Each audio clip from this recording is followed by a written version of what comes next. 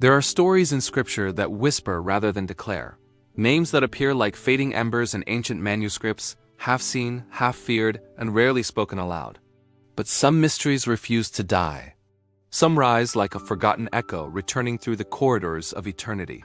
And among the most haunting of them is the tale of Namtael, an angel whose fall was not final, whose exile was not eternal, whose journey defied the laws that bound heaven itself.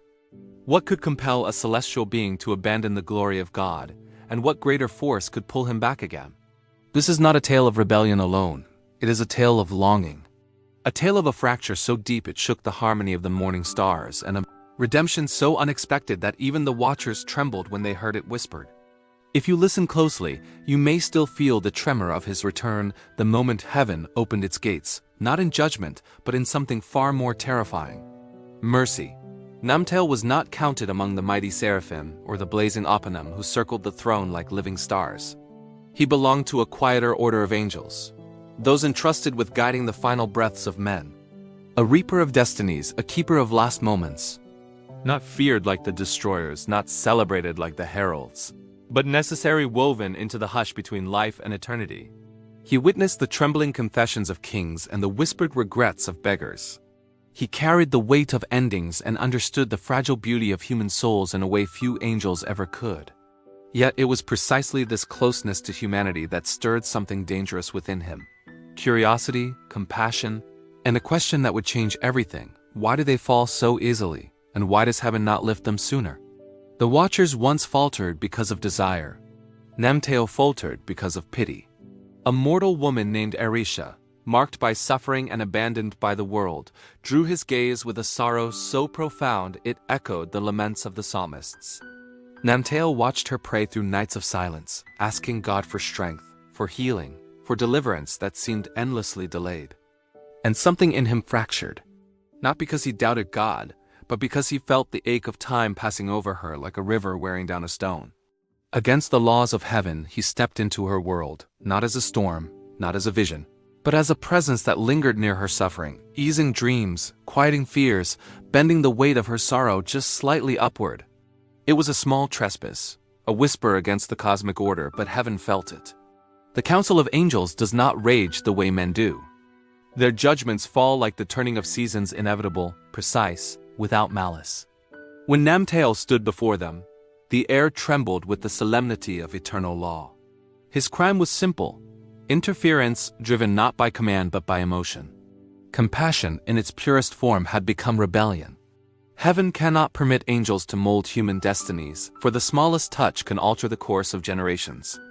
And so Namtael was cast down not with thunder, not with fire, but with the severing of his place among the obedient. He fell not into darkness but into silence, into the ache of separation from the presence he once lived within. For angels, that absence is a wound deeper than any punishment. Exile changed him. He wandered a world that did not know his name, watched centuries unfold like evaporating mist, felt the pull of time he once hovered above.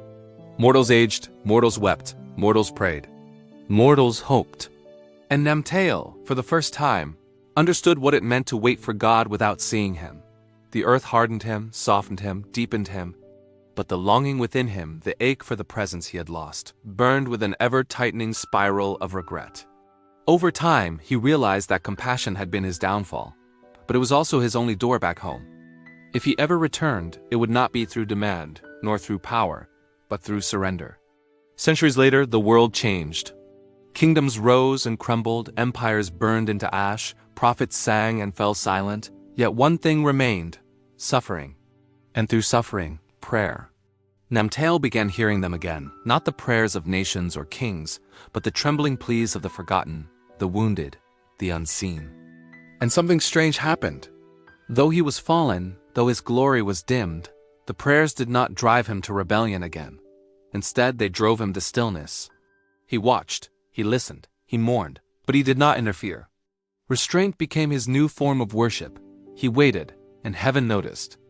A moment came quiet as dawn, soft as a breath, when God allowed a test that was not punishment, but invitation.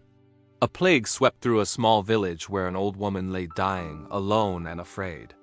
The air thickened with the scent of endings. Namtael felt the pull of her final breath as he once did long ago. But he resisted the ancient instinct to intervene.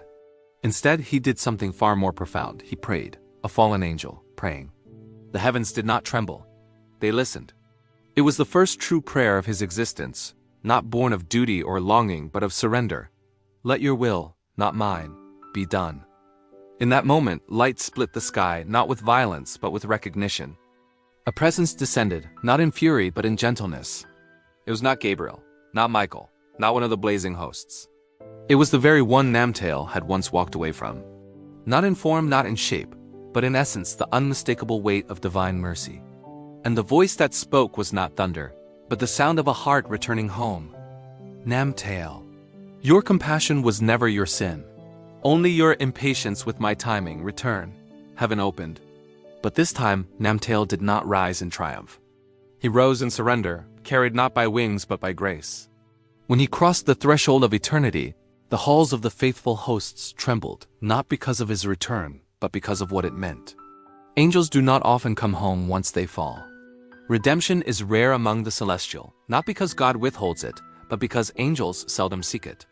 Namtael became the exception, a living testament that even the highest beings can wander, break, and still be restored. When the watchers heard of his return, some wept, some trembled, and some began to hope. For if one of their own could be welcomed back, their own fate was no longer sealed in stone. Namtael's redemption echoed across the unseen realms like a promise. There is no depth from which God cannot raise a willing heart. And so he stands not among the destroyers, not among the heralds, but among the intercessors. The angel who once bent destiny now bends his will entirely to God, guiding souls not by interference but by compassion perfected through obedience. His journey is a forbidden one, a path no angel was meant to walk, falling, wandering, returning. But it is a path that reveals a truth humanity often forgets. Mercy is not the opposite of judgment. It is what judgment longs to become. Namtael's name is seldom spoken in heaven, but his story is woven into its light.